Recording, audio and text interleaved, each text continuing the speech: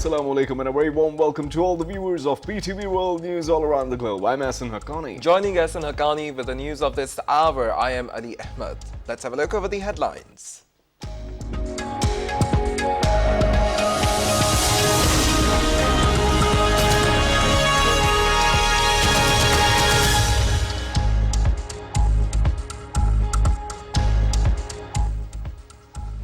Pakistan and Turkey should work together and deepen their partnership for joint development. Prime Minister Shehbaz Sharif says Islamabad and Ankara should work together through collective research and pooling of resources to face the common challenges and emerging threats.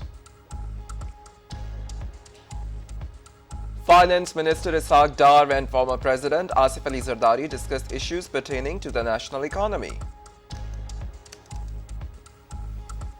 The incumbent government is striving to ensure progress and prosperity of the country. Information Minister Maryam Aurangzeb says the government's utmost focus is to resolve the problems being faced by the masses. Minister for Planning and Development Ahsan Iqbal says Pakistani people have rejected the politics of hesitation as Saturday's gathering was a drop scene of PTI's Long March. General Sahir Shamshad Mirza assumes the appointment of Chairman Joint Chief of Staff Committee in an impressive ceremony held at the Joint Staff Headquarters, Rawalpindi. Besides large number of serving and retired officers from tri-services, the ceremony was attended by the former Chairman Joint Chief of Staff Committee. Army Chief General Qamar Javed Bajwa inaugurates various healthcare projects of Fauji Foundation. He briefed regarding newly constructed projects including Artificial Limb Center, a state-of-the-art facility offering modern solutions in its field, and Foundation University Nursing College, which has the capacity to accommodate 396 students. The ISPR refutes the report circulating on various platforms of social media about the assets of the outgoing Army Chief General Qamar Javed Bajwa and his family. Terms these reports baseless and untrue. Pakistan expresses grave concern at the confirmation of BJP leadership's direct involvement in anti-Muslim violence during the horrific Gujarat riots of 2002 that led to the killing of over 2,000 Muslims. Farmers across India march on the streets as they stage a protest to condemn the federal government for not fulfilling their demands. Tens of thousands of farmers had launched their agitation on November the 26, 2020. England cricket team is in Islamabad for test series against Pakistan. The first test will begin in Rawalpindi on 1st of December.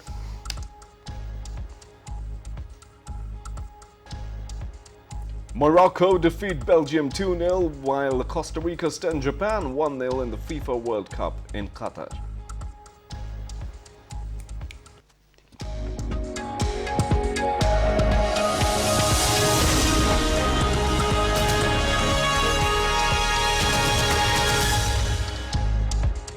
Those were the headlines, now the news in detail. The Prime Minister Shehbaz Sharif has said Pakistan and Turkey should work together and deepen their partnership for joint development. In an exclusive interview to the Turkish Anadolu news agency, he said that Islamabad and Ankara should work together through collective research and pooling of resources to face common challenges and emerging threats. The Prime Minister said that the two sides have always stood by each other in the face of all challenges. He said that Pakistan and Turkey support each other on all the issues of core national interest, whether it's Jammu or Kashmir or Northern Cyprus. Shehbaz Sharif thanked the Turkey, particularly its leadership, for its principled support on Jammu and Kashmir dispute. He said the two nations have similar views on regional and international issues and closely collaborate at all fora. The Prime Minister said that people-to-people and cultural contacts between the two countries are on an upward trajectory. Lauding the Turkish defense industry, he said that confronted by common challenges and new and emerging threats, Pakistan and Turkey have deepened their cooperation across various spheres, particularly in defense. On economic front, he said that Pakistan's economy is facing excessive monetary tightening, supply-side shocks and lingering pandemic effects, waning investors' confidence, high inflation and effects of the Ukraine and Russia conflict. The Prime Minister said that the revival of the IMF program and active engagement with the bilateral and multilateral partners has eased the pressure. To a question regarding environment, The Prime Minister said that Pakistan contributes less than 1% of the global carbon footprint.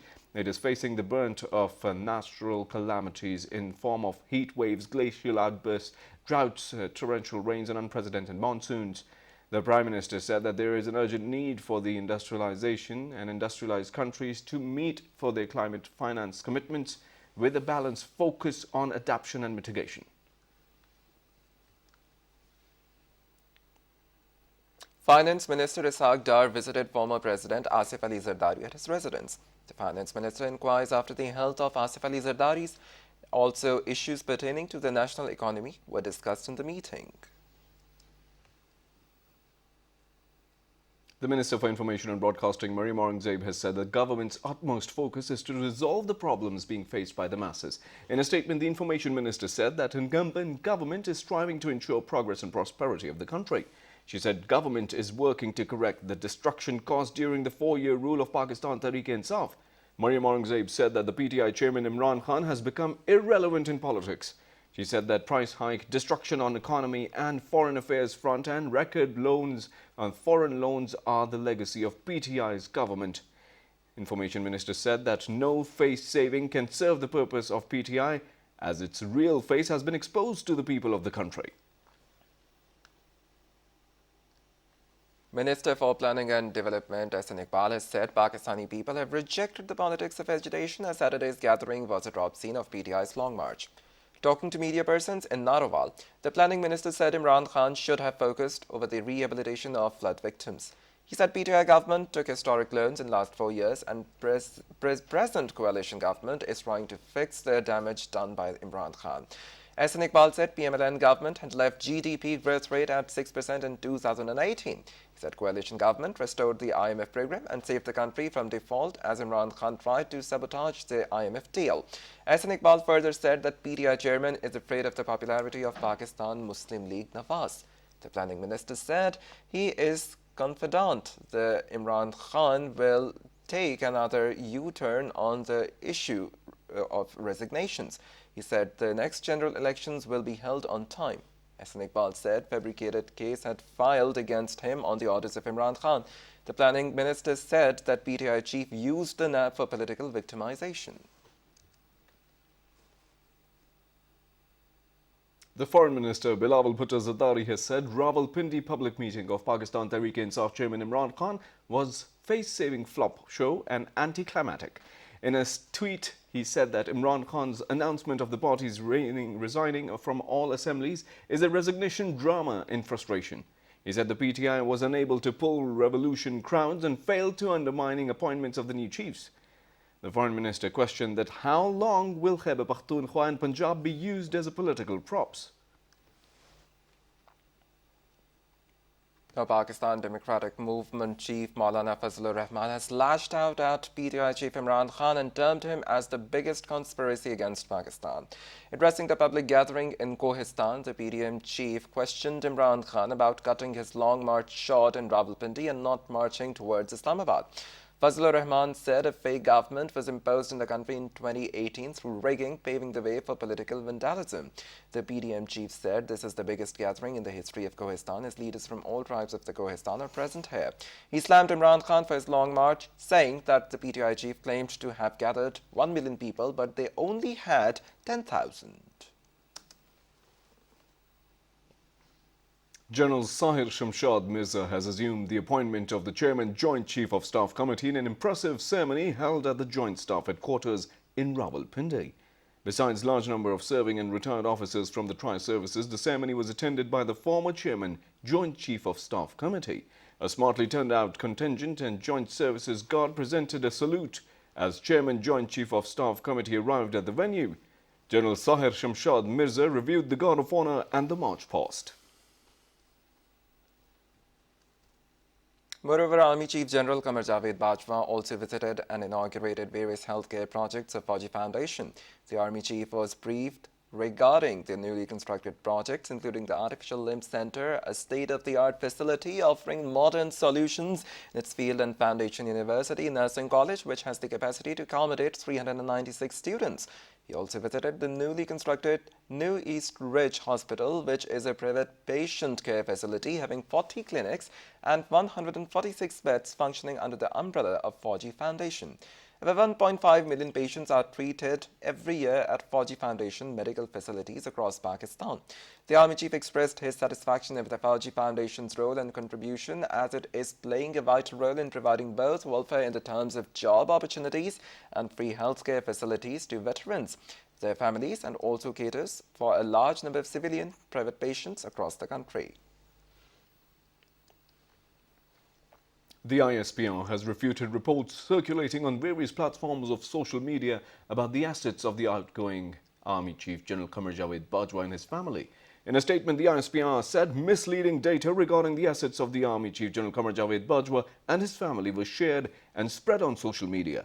The ISPR said a certain group very cleverly and dishonestly attributed the assets of General Bajwa's daughter-in-law, the daughter-in-law's father and the family to the Army Chief and his family.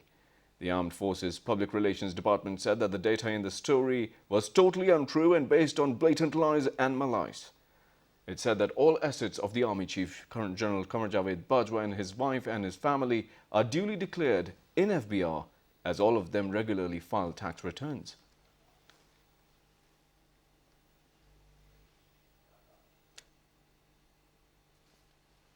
Istehkam Pakistan rallies were taken out in areas of Tamirgara, Khalistan, Dasu, Manasera today to express solidarity with the armed forces. A large number of public, including the eminent personalities, participated in the rallies. These rallies were organized by the political parties of the country. Maulana Fazlur Rahman, Talha Mahmood, Maulana Karim Dad and other famous political leaders participated in the rallies and addressed the participants on this occasion. Leaders of the political parties, while addressing the event, said that the government of Imran Khan made the province bankrupt. They said Imran Khan is working on foreign agenda.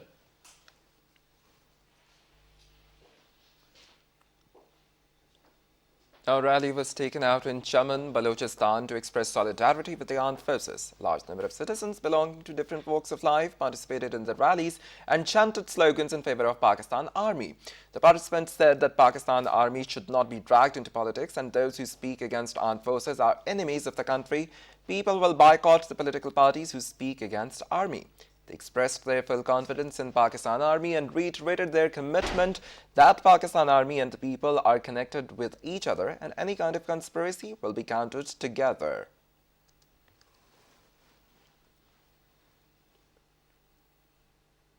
A local court in Islamabad approved two-day physical remand of the BTI leader Azam Khan Swati pertaining to his arrest over the controversial statement against the state institution. Earlier, Swati was produced before the judicial magistrate after being arrested by the Federal Investigation Agency. The BTI leader was taken into custody from his farmhouse located in Chakshazad. The FIA has registered a first information report. The FIR on the complaint of the state through Islamabad Cybercrime Reporting Centre Technical Assistant Anisa Rahman. Minister for Poverty, Alleviation and Social Safety Shazia Marie has urged the world community to take some serious steps for resolving climate issues. She was addressing the ongoing 26th Socialist International Congress in Madrid, Spain. The minister said due to climate change, 33 million people have been affected by the devastating floods in Pakistan this year, and 650,000 pregnant women and 4 million children have been severely affected by worst rains and floods. It appears that the global community is showing some seriousness towards it. I hope this seriousness translates into real action this time. Before we discuss this further, it is important to understand that climate change is not just an environmental issue.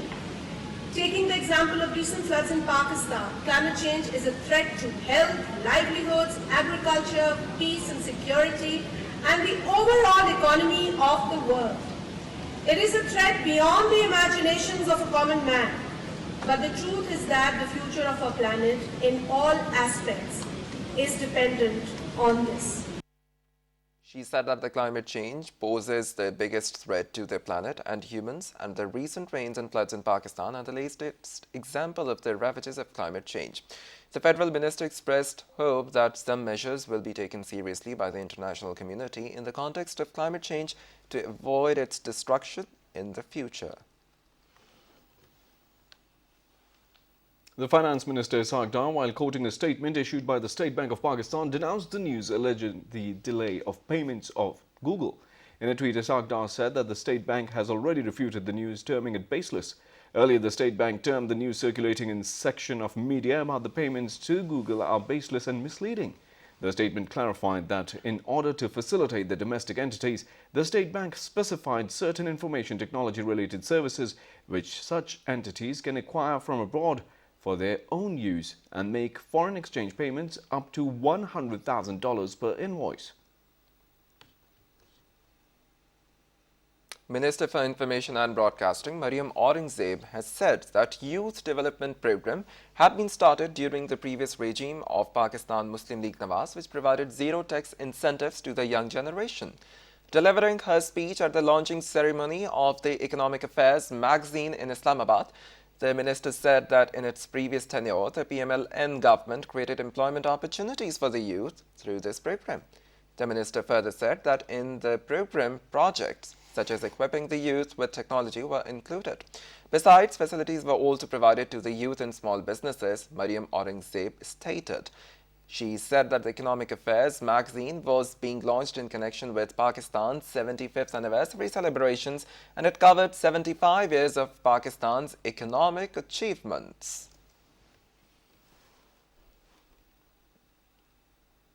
Well, Pakistan has expressed grave concern over the confirmation of the BJP leadership's direct involvement in the anti-Muslim violence during the horrific Gujarat riots in 2002 that led to the killings of over 2,000 Muslims. In a statement, the Foreign Office spokesperson Mumtaz Zahra Baloch urged India to immediately constitute an independent commission of inquiry to bring the culprits of the horrific Gogra incident as well as the Gujarat riots to justice. She said that the recent statement by the former Chief Minister of Gujarat, Shankar Singh, has confirmed Pakistan's long-standing assertion that the BJP-led government was directly responsible for fomenting violence and massacre of the Muslims. Spokesperson said that Pakistan also stressed upon the international community, particularly the human rights activists and the defenders, to take serious note of the aggravating situation of Islamophobia in India. The expert analysts and political parties are raising questions over the record addition of over 11 lakhs voters to the final electoral rolls of the Indian illegally occupied Jammu and Kashmir. The final electoral rolls of Indian illegally occupied Jammu and Kashmir were published on Friday with the highest ever addition of 1.128 million voters. Political expert A.N. Sadhu said that out of over 11 lakh voters added to the list, only 3 lakh are first-time voters. He said, sudden increase of 8 lakh new voters is cause of the concern as it can change the total vote bank equilibrium in favor of the ruling party. N. Sadhu, raising question about the 8 lakh voters, said it appears that the authorities have adopted a clandestine approach to add these voters from outside Jammu and Kashmir to the electoral rolls. More from Indian illegally occupied Jammu and Kashmir, where the National Conference has urged the authorities to restore all democratic rights of the people of the territory. The senior party leaders and the members of the parliament, Muhammad Akbar Lone and Hasnain Masoodi, said that it is heartening to note that the people of Kashmir are being denied their right enshrined in the constitution.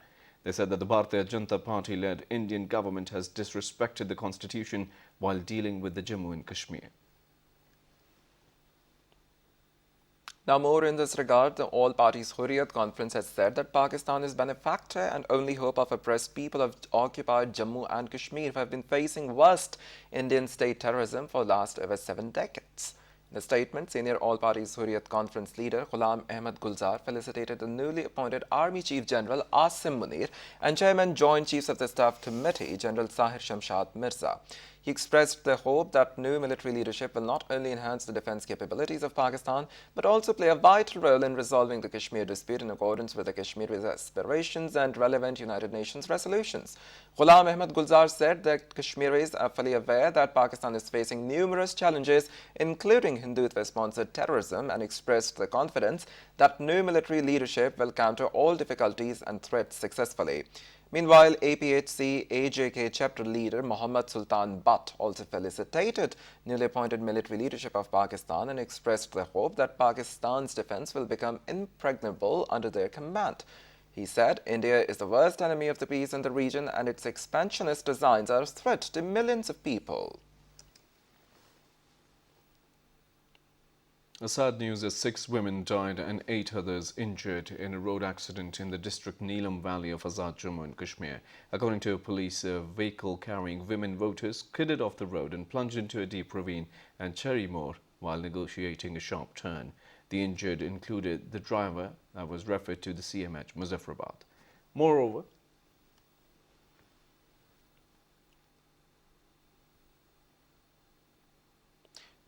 the pro-Khalistan Group 6 for the Justice has launched Khalistan referendum campaign in Melbourne, Australia.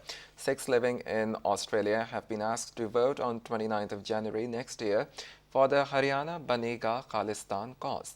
Several hundred Sikh youths holding Khalistan flags, wearing Shaheed Bhindranwale t-shirts and raising Haryana Banega Khalistan slogans are out for January 29th voting in Melbourne. Khalistan referendum voting centre in Melbourne has been dedicated to Shaheed Satwant Singh and Shaheed Kehat Singh, the assassins of Indira Gandhi, who were hanged on January 6, 1989 in Tihar Jail, Delhi. The Sikhs for Justice have released a map of the areas including the Union Territory, Chandigarh and states of Haryana, Himachal Pradesh and Sikh populated areas of Rajasthan, Uttar Pradesh and Uttarakhand earmarked for Khalistan. an anti-polio campaign will begin in 3 districts of Khyber Pakhtunkhwa and 9 districts of Punjab tomorrow. According to the Emergency Operations Centre, 3 southern districts of Khyber Pakhtunkhwa, including Bannu, Lucky Marwat and North Waziristan, where more than 500,000 children will be vaccinated during the campaign. The second phase of the anti-polio drive will begin on the 5th of the next month in the 9 districts of Khyber Pakhtunkhwa. In Punjab, anti-polio drive will be conducted for 7 days in Lahore, Faisalabad and Rawalpindi districts, while for 5 days in 6 districts of Sialkot, Dera Ghazi Khan, Multan, Mianwali, Bahawalpur and Rajanpur. Meanwhile, chairing a meeting in Lahore, the Public Health Minister said that a target has been set to vaccinate 6.3 million children up to the age of 5 during the campaign. The polio teams will visit door to door to vaccinate the children. They will also be available at bus stops, railway stations and other public places to ensure vaccination of every child. Tight security measures will be taken place to ensure security of the polio teams during the drive. The Pak Turk Marif Inter-School organized a mega mathematics Olympiad. The event held in 65 Olympiad centers in 35 different cities of Pakistan, which was participated by more than 7,000 students. This mega competition rallies school management, teachers and students from different academic backgrounds to work as one team. The event is an important contribution from Turkey's experience in this field to the academic environment of Pakistan for being open to all. Principal Pak Turk Marif School Ghazala Zaki spoke to PTV World. Let's hear what she had to say. Pak Turk Marif schools and colleges, every year they are arranging Mizmo Maths Olympiad. It's a mega event. In this event, they are arranging a Maths Olympiad for the students to check their learning and abilities about maths. Eminent writer, poet, journalist and leader of Pakistan movement, Maulana Zafar Ali Khan, is remembered today on his 66th death anniversary, where people from all walks of life pay rich tributes to him for his matchless services to the country. Maulana Zafar Ali Khan, known as Baba-e-Shafaat, was born in 1873 in Sialkot. After graduation, he was appointed secretary to Nawab Mohsin al-Mulk, who was then in Bombay. He fought the freedom movement with his pen and used it as an unifier for burgeoning the required nationalism in Muslim community, which would be remembered as the father of Urdu journalism. Later, he worked for some time as a translator in Hyderabad, Deccan, rising to the post of Secretary Home Department. He returned home on his father's death in 1909 and took over as the editor Urdu newspaper Zamindar, which became one of the most influential newspapers of the subcontinent. The paper was banned and the press was confiscated because of the revolutionary policies. He participated many times in the annual sessions of the All India Muslim League. He supported the resolution which resulted in setting up of the All India Muslim League, and he was a member of the Reforms Committee. He was also a member of the committee to formulate the Muslim representation in legislative and other elective bodies. He remained an active member of the Khilafat movement. Maulana Zafar Ali Khan remained a member of the Central Legislative Assembly from the year 1937 to the year 1945 and was re-elected to it as a Muslim League member in 1946. Most of Maulana's life was spent in politics. He was also a great poet, an orator, an essayist in exceptional merit, and a journalist. His interest in poetry began in his childhood, and his poems were full of religious and political sentiments. His poetic output has been published in Baharistan, Nigaristan, and Chamanistan. His other works are Ma'arake Mazhab-o Science, Ghalba-e Rumi, Sair-e Zulmat, and opera Jang-e Russo-Japan. Maulana Zafar Ali Khan died on November 27, 1956, at the age of 83 in Wazirabad.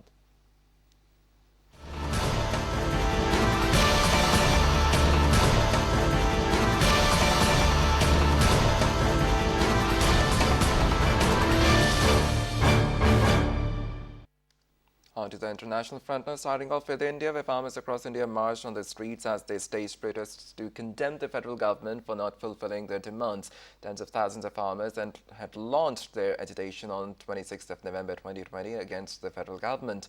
The farmers had called of a year-long protest last year after the government had conceded several of their demands. However, many remained unfulfilled. Now, angry farmers in several cities marched with flags, banners, placards and raised slogans as they warned the government of fiercer protests if their demands remained unmet.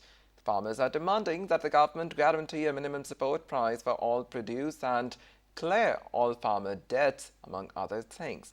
Now, Indian Prime Minister Narendra Modi had said he would roll back the 3 farm laws that had aimed to deregulate produce markets, but which farmers said would allow corporations to exploit them.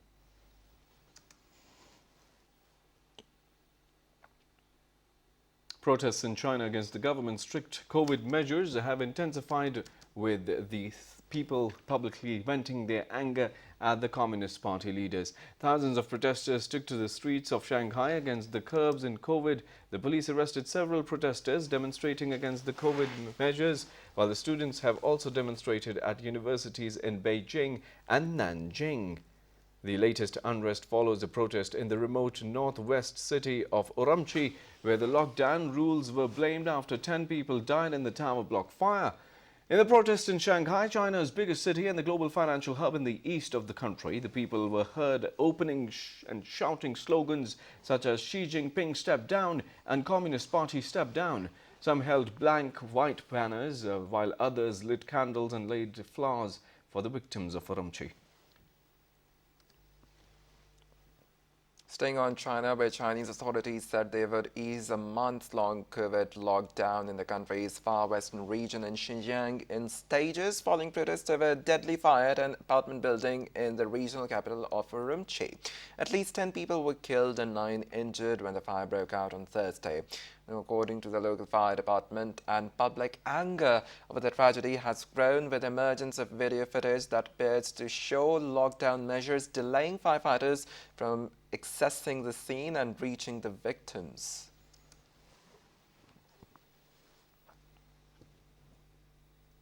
Now, the Chinese government recently released a circular on further optimizing the COVID-19 response, announcing 20 prevention and control measures. The circular stressed resolute efforts to put the people and their lives above everything else, practice the general strategy of preventing both imported cases and domestic resurgences, and tenaciously pursue the general policy of dynamic zero COVID. Wang Liping, researcher of the Infectious Disease Control Division under the Chinese Center for Disease Control and Prevention, said that in the early stage of the epidemic, timely finding the infected people in communities, accurately identifying and quarantining the close contacts, and timely and precisely delineating and publishing the risk areas are the key steps in epidemic control. Earlier, the Joint Prevention and Control Mechanism of the State Council issued 4 technical documents to further regulate nucleic acid test and other issues. The Joint Prevention and Control Mechanism of the State Council also asked the local authorities to rectify excessive and oversimplified acts such as the one-size-fits-all approach in implementing the 20 optimized measures.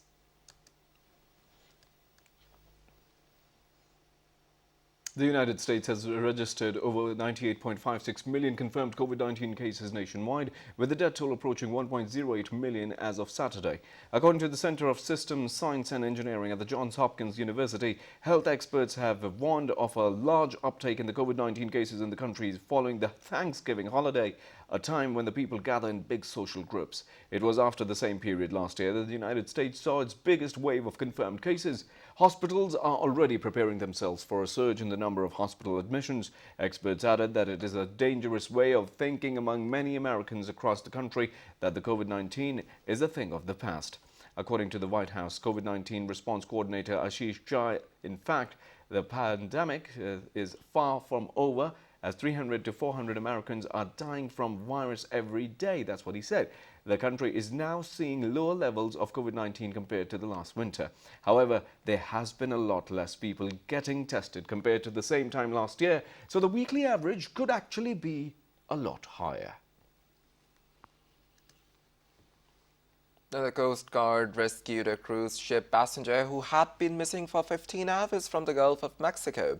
The man and his family had set sail on the Carnival Valor from New Orleans to Cozumel the day before Thanksgiving.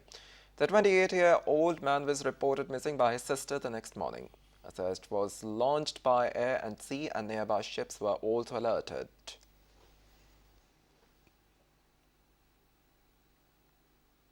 Italian rescuers were searching for the dozen missing people on the southern island of Ischia after a landslide killed at least one people. And emergency services conducted search operations at the scene, where vehicles were immersed in water and sank in mud. At least one person died and 10 others still missing on the island off the coast of Naples. The prefect of Naples, Claudio Plombaba, said that around 100 people living close to the landslide area had been evacuated. The wave of mud and debris swept through the small towns of Casamaleca and termed the early Saturday morning, engulfing at least one house and sweeping cars down to the sea.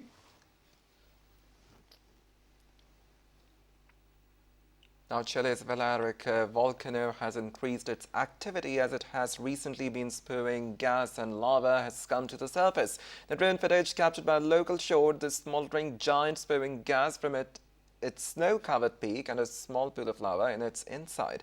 A volcanologist said at this phase, small explosions of rocks and high temperatures around the crater are expected. Authorities raised a yellow alert on neighboring regions and declared risk zone around the crateral through there is no imminent risk of eruption. From Mexico City to San Diego, women across Latin America took to the streets in March to mark the International Day of Elimination of Violence Against Women, demanding more action from authorities to stop femicides.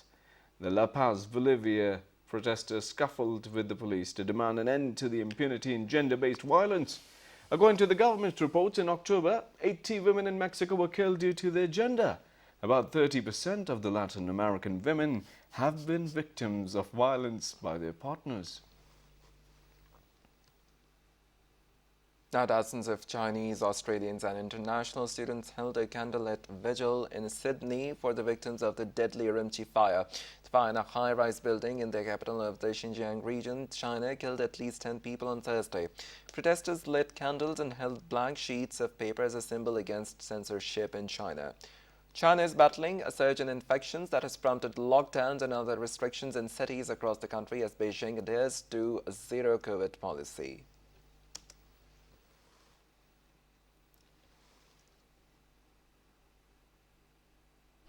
A vigil was held for the victims of the Urumqi fire in Shanghai after the public anger in China towards the widening COVID-19 lockdowns across the country erupted in rare protests in Xinjiang and Beijing. Crowds took to the streets chanting "End the lockdown" and pumping their fists in the air after the deadly fire. Urumqi's 4 million residents have been under some of the country's longest lockdowns, barred from leaving their homes as long as 100 days now. Now, SpaceX's Dragon cargo craft successfully docked at the International Space Station on a mission to deliver new science investigations, supplies and equipment for the international crew. The unmanned cargo craft was launched by NASA and SpaceX from Kennedy Space Center in Florida. The resupply mission includes new solar arrays for the station's orbiting laboratory and seeds to grow dwarf tomatoes to help create a continuous fresh food production system in space. Talking about space, China's Shenzhou 15 manned spaceship program has undergone a joint pre-launch rehearsal and is now ready to launch with the various systems and preparations checked. The Xi's and Satellite Control Center and the other space tracking and control facilities involved in this mission conducted a simulated launch procedure under the unified command of the Beijing Aerospace Control Center. The crew of Shenzhou 14 mission has made preparations for the arrival of the successor, and they will make the first crew rotation in orbit. A joint China and New Zealand deep-sea expedition team exploring ocean trenches 10 kilometers deep in the Pacific Ocean has successfully completed the first stage of its mission. The expedition team invited journalists aboard the Chinese scientific research ship Explorer 1, which is currently moored in the port of the Auckland. During expedition, scientists collected a wealth of samples, including microorganisms, rocks and sediments, which will help them develop a deeper understanding of the evolution of the life in the abyss. A group of architecture students in Spain are proceeding a project to make a 3D printed house from the locally sourced materials like mud, opening a window to a faster, clearer and greener method of construction.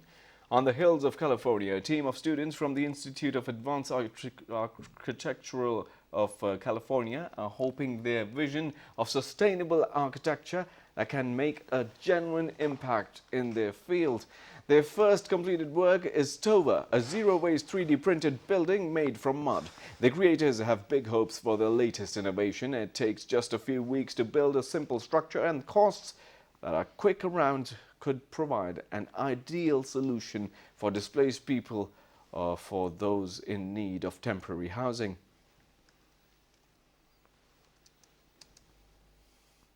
Now, a city in Thailand laid out plates of fruits, desserts and vegetables for thousands of monkeys as a token of appreciation for attracting foreign tourists to the city after a pandemic-induced lull. Led by a businessman, workers and tourists dished out 2 tons of fruits and vegetables at the annual buffet for about 4,000 macaques living on the streets. The hungry macaques were jumping and clambering onto the fruit trays as they picked up their favorite morsels. The event was a highlight for some local and foreign tourists as well. The festival was started in 1989 as a way to boost tourism in the province.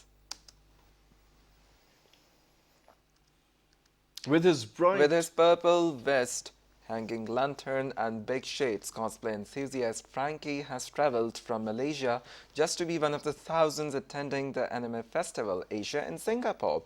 Donning their best cosplay outfits, fans relished in all the attractions on offer and cheered for their favorite anime characters for the first time in 3 years after the previous 2 iterations were put on hold due to the COVID-19 pandemic. In cosplay, the subculture originating from Japan has continued to thrive and grow internationally in recent years despite the pandemic, largely due to its vast online presence and supportive participants.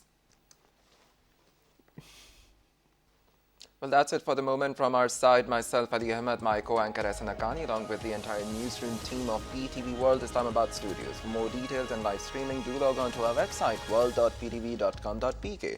Of course, you can find us on our Facebook page in the name of PTV World, and don't forget to follow us on our Twitter handle @WorldPTV. For more news, analysis and updates, keep watching PTV World.